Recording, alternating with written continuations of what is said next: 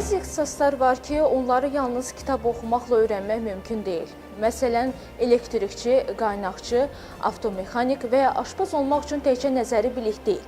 Praktiki bacarıq da vacib məsələdir. Bu baxımdan peşə təhsili əhəmiyyət daşıyır. Burada gənclər ixtisaslarını birbaşa iş üzərində öyrənir, real əmək bazarının tələblərinə uyğun hazırlanırlar.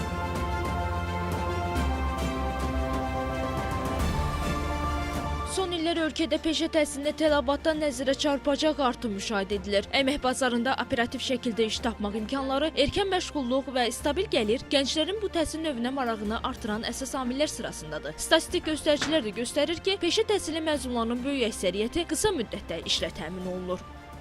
Son illər ərzində Cənab Prezidentin müvafiq fərmanları ilə Azərbaycanın müxtəlif bölgələrində, istər Bakı şəhərində bir neçə peşə məktəbi, o cümlədən Bərdə, Qəbələ, Cəlilabad şəhərində yeni peşə məktəbləri qurulub və görünən bundan ibarət ki, bu peşə məktəblərinin məzunları həm asanlıqla iş tapır, bunu artıq insanlar da gördüyünə görə bir çox adamlar ali təhsildən sonra peşəyə qayıdırlar və peşə təhsili almaq istəyirlər.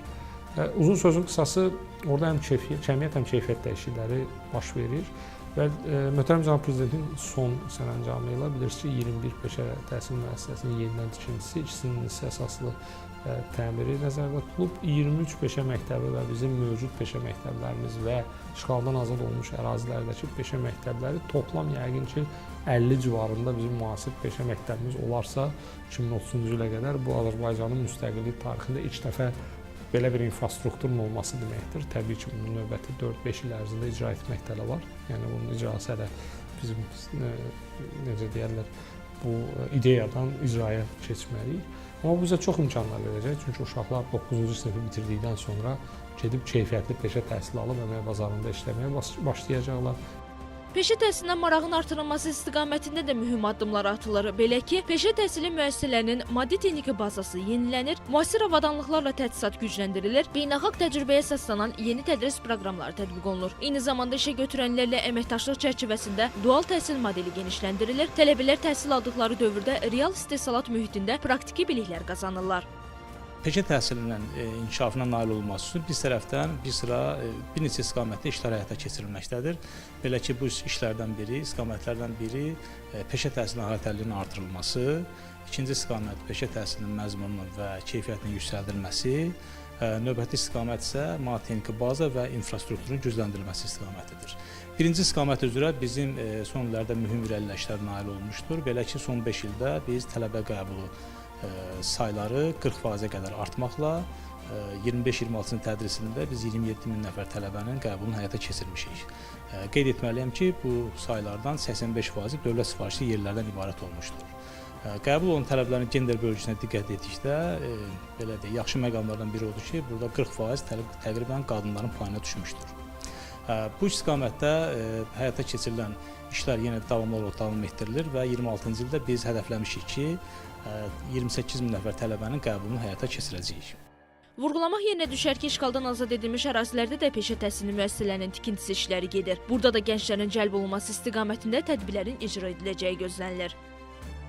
Biz Böyük Qayıdışa dair birinci dövlət proqramı çərçivəsində işğaldan azad edilmiş ərazilərdə yeni peşə təhsil müəssisələrinin tikilməsi əsaslı təmir işləridir. Konkret desək, biz Füzulidə və Şuşada yeni peşə təhsil müəssisələrinin artıq yenidən qurulmuşdur və əsas təmir olunmuşdur.